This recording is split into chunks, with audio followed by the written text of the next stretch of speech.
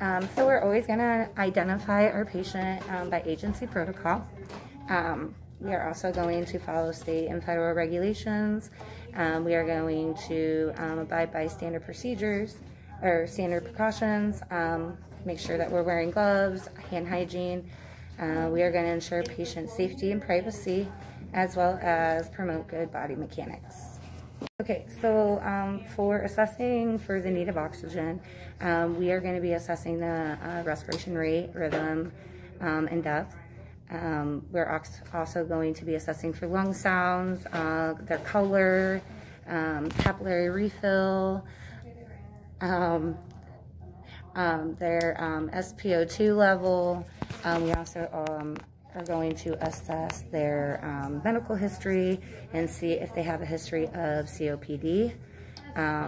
Because if so, then their pulse ox is going to read a little differently. So regular would be, or normal would be over 95%, and anybody with COPD, 88% or more is normal.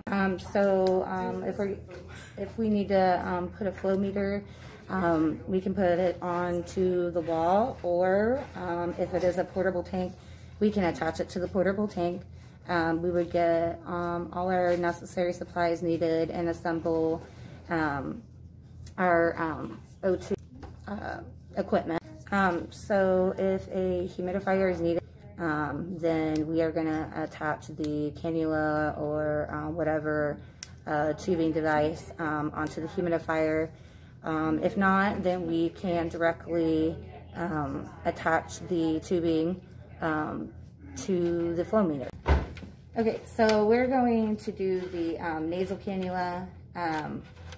The adapter here either hooks up to the directly to the flow meter, or if there is a humidifier present, it would directly hook up to that. Then we would turn the oxygen on and put it to the level of O2 that was prescribed by the doctor. When applying it to the patient, we are going to make sure that these are facing down. So we would apply it like this and up that way. And then to adjust it, we would have this behind their ears, and this part would be under their chin, and then to get it tighter around, we would adjust it with this right here. After we're done putting the nasal cannula on the patient, we are going to assess their SpO2 level, saturation level, and we are also going to make sure that all the equipment is functioning properly before we leave the room. All right, our next one is our simple face mask. So we would connect it right down here. We would place this over the patient's head. This would be located at the bridge of the nose, and down here would be right at the bottom of the chin. We can also adjust it by tightening and pulling on this to tighten it. And then of course we would always assess the patient's SpO2 level and make sure that all the equipment is functioning properly. For the face tent, we are going to make sure we size it before putting it on the patient, making sure that it is going underneath the patient's chin. We're going to take the band and go around the back of the patient's head.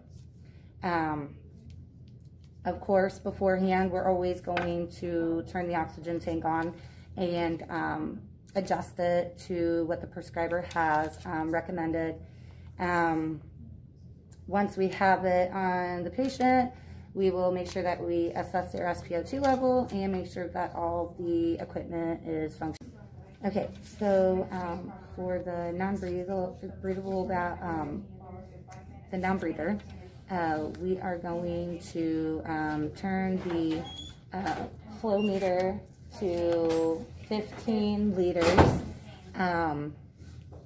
Before placing it on the patient as well, we are going to fill the reservoir bag with oxygen. and then place it around the patient's head. We're going to make sure that we are pressing the metal thing over the nasal or their nose, and make sure that it fits snugly. Then of course we're going to assess the equipment, make sure everything's working properly, and then also assess their pulse ox. Okay, so we have the Venturi mask. It's very useful in patients with COPD.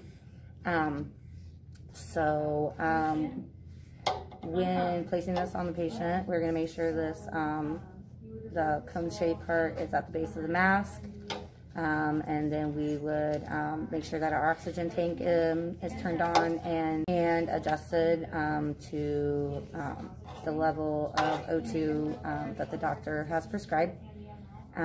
We always want to make sure that we are assessing the patient's pulse ox after applying oxygen, as well as assessing the equipment and making sure that it's working properly.